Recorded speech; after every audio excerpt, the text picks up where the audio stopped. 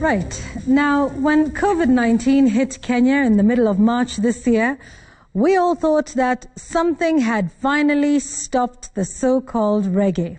Well, it's now clear that the phrase "nobody can stop reggae" was, in fact, true.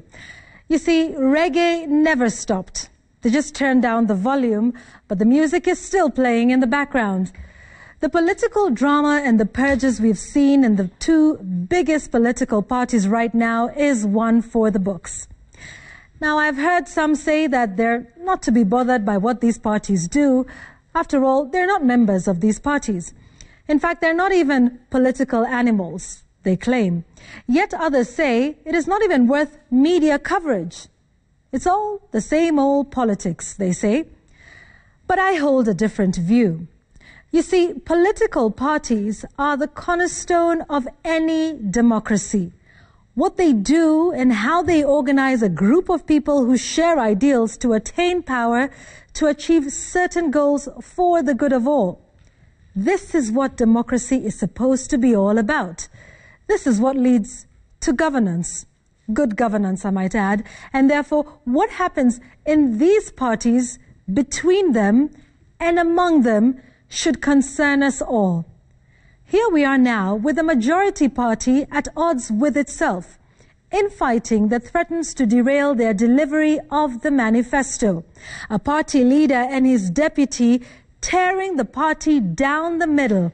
And at the heart of it all is a presidential race that is now 2 years away. Not a battle of principles or of differing ideals, but one of control. What is happening across the aisle in the minority party or coalition, if you like, is just as worrying.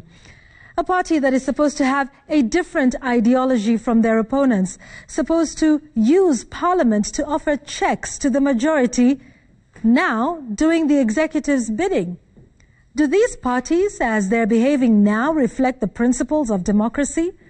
All the happenings in these two big parties expose how broken the entire system of democracy is. Parliament, where the members of these parties sit, just serves to rubber stamp the will of the executive, the role of the office of the registrar of political parties. And while at it, where are the real members of these political parties anyway? Not the politicians. I'm talking about the ordinary folk, the so-called grassroots. The ones who fill up Kasarani during a national delegates conference. What do they have to say about what is going on at party headquarters? Or are they also just another tool given per diem to attend meetings in Nairobi to once again rubber stamp the will of a few?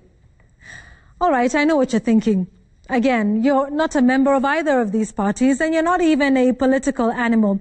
But here is another reason why the conduct of political parties should concern you. You see, whether you like it or not, you actually fund them. Yes, you, the taxpayer, you pay their bills. And therefore, if nothing else, they should be accountable to us all.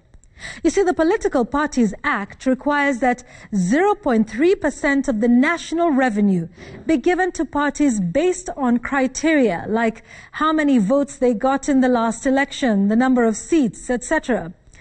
Based on that, the only two that qualified are, you guessed it, Jubilee and ODM. Let's take a look at the 2018-2019 financial year, for instance. Jubilee in that year received over 240 million shillings, while ODM received over 112 million shillings of your money. The idea of this funding was to stop them from being beholden to their leaders. Now, whether that objective has been met or not is an open question. So the politicians can do all the somersaulting they want, but they cannot change one fact, that political parties are our business too. And you, the taxpayer, you, the voter, does the country no favors by not holding their feet to the fire. That is what democracy requires. And that is what we must do.